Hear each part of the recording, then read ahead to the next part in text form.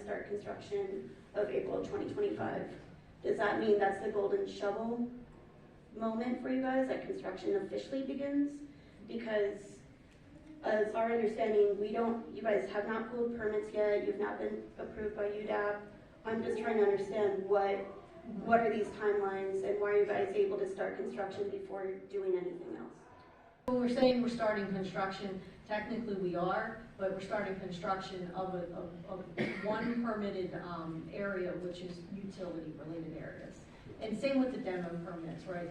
Those are enabling projects, so separate from the DSAI final approval. There are enabling projects like the work that we're doing to get the BGE line over, the water main that we're working on. Those are filed separately, okay? Enabling projects, they're not part of the big DSAI project, so those go through a separate process. They get filed. We do developers agreements with the city, okay, to make all that happen. Enabling work really is defining smaller work that has to be done in order to support the overall construction of the building. So that would include demolition, relocating utilities. In the next several weeks, permit pending, we would like to start with relocating one of our private domestic water utilities.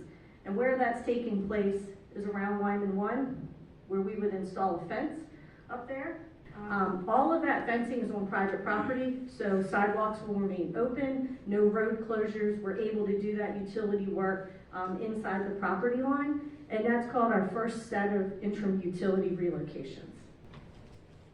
So overall, phase one of this phased utility work will take about 14 to 16 weeks.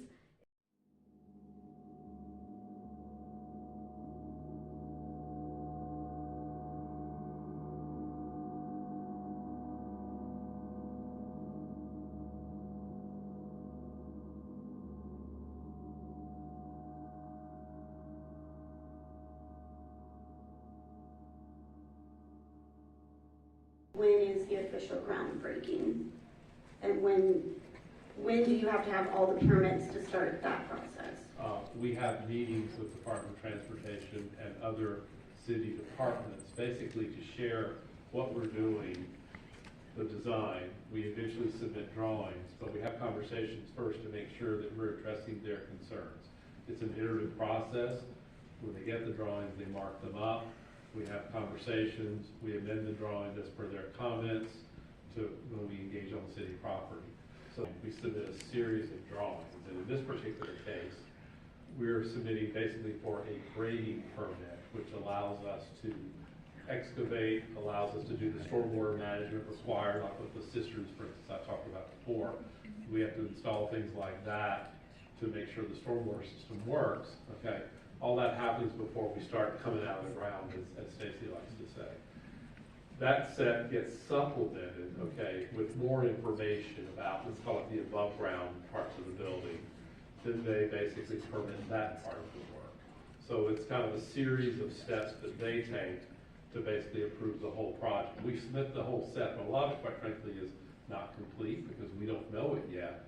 But they're only looking at the site, the stormwater, the civil engineering, things like that for the first round.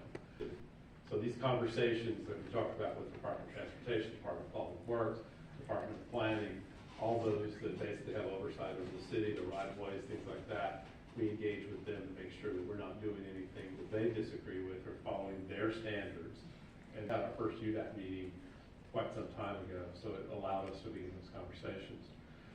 And our projected start date of that excavation is, just to Lee's point, it is all permit pending, right? So all of those, in full transparency, everything needs to line up perfectly for that August date, right? And there's a lot of different departments and a lot of different agencies that are looking at different things.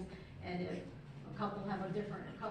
if one agency has some comments related to one thing, those need to be addressed, and it may actually cause us to have some issues with getting the rest of the permits to kind of fall in place or approvals along the line. So when we're pushing for, when I'm presenting a projected start in August, that's approvals on the first go round on everything. Let me add one thing. For the building, okay, the building to be permitted, UDAP does have to finish the session. We have our third session to go.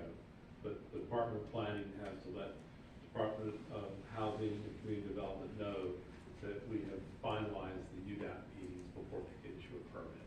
But we can do all these other things along the process until that time comes.